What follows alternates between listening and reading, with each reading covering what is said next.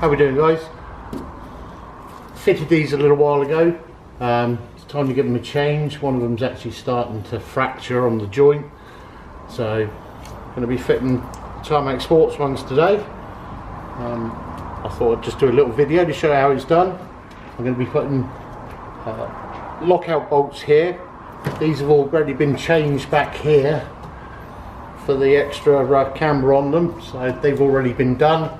So I'm just going to put lockout bolts in, put these in, and then we're going to go and send it off and get it adjusted. First off, I'm going to remove these. So 17mm spanner, 17mm. We've got a ratchet gun here.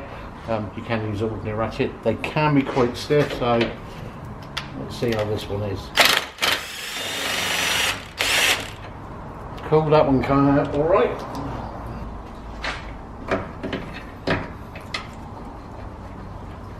Ease that one back.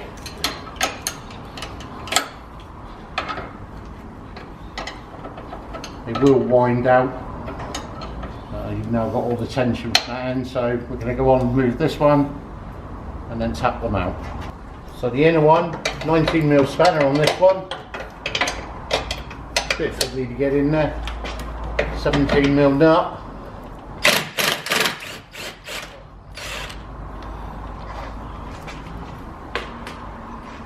Some of these have been in these vehicles for such a long time now that they actually will just break off. But you are going to be replacing them with a lockout bolt. So remove the nut and the washer. They are cambered, and you can see you've got a little V in it which runs down the bolt. This is so when they actually do the adjustment, they can actually rotate the arm. As you can see, the arm's moving there. And what we're going to do when we put the lockout bolt in is we're going to lock this in place, and all the adjustment will be done either end on the arm, so this bolt will become obsolete. So bolts removed, arm out. These ones are rose jointed. They've been in there a little while. They've seen better days. They're actually starting to get noisy as well. You can actually see that the ball part is starting to pit, so time for replacement anyway. Tarmac Sportz arm, adjustable at both ends. As I said, this is going to be using a lockout bolt to put back on the inner end, so all your adjustment now, instead of being rotated from up here, will be taken in the arm. So I'll go ahead and put this in. I'm going to just measure it up against the old arm to try and get same sort of distance, so at least I can drive it to the alignment centre. So I'm just going to try and get some sort of same distance as we had before, so I can run it across the road to the alignment centre. So like I say, you can adjust both ends on this.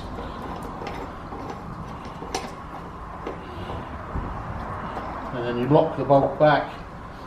So nearly there. Oops, wrong way.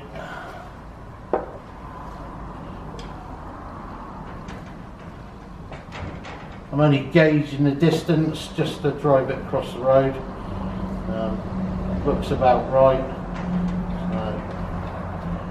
So do those up and then tighten them back up when you're in the car. You use the spanner in the centre and then on the nut just to tighten them up. So this is my new lockout bolt.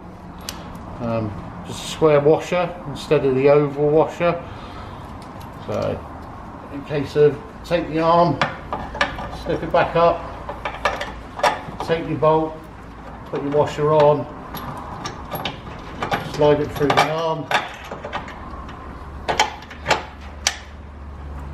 locate the washer in the two little lugs which are there, and then there will be one on the other side as well, and put the nut on. Make sure you push the washer into the groove so that it eliminates any chance of the washer turning. So the same in the back, square washer goes in the back, push it home, it'll fall into the groove, take your new nut,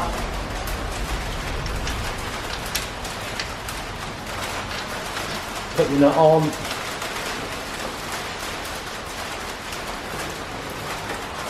And you bring your arm across and you get your old nut and bolt.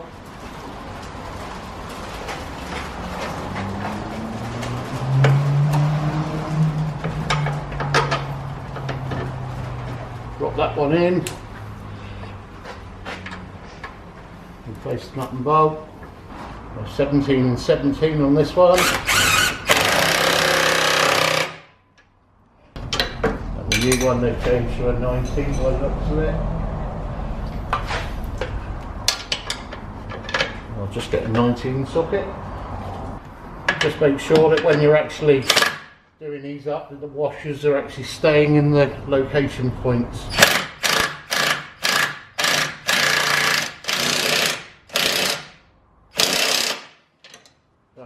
There we go. Arms back in.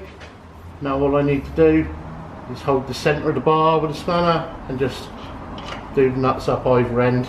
So you're going to need a 23mm spanner and a 27mm spanner. 23 locks it in the centre, 27 on the nut.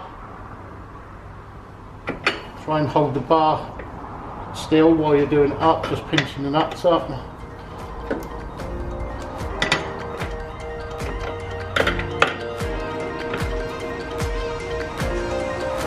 And then just lock them down.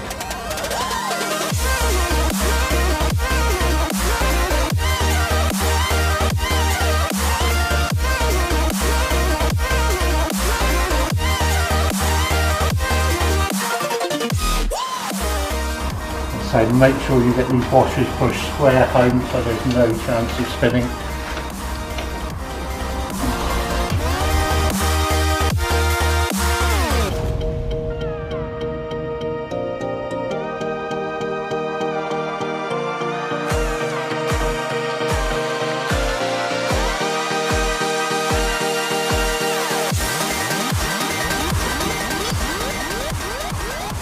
And that's that bit done. So that's your camber arms all sorted. This is where your toe is taking place. These bolts have already been changed. This is where you elongate the hole in the actual subframe. Comes with a little kit with a little template. So these are done. This is where you get the extra turn on the actual cam itself. This allows the wheel to be brought backwards and forwards, in and out. So wheels back on and we'll go and get it sorted, and Bob's your uncle.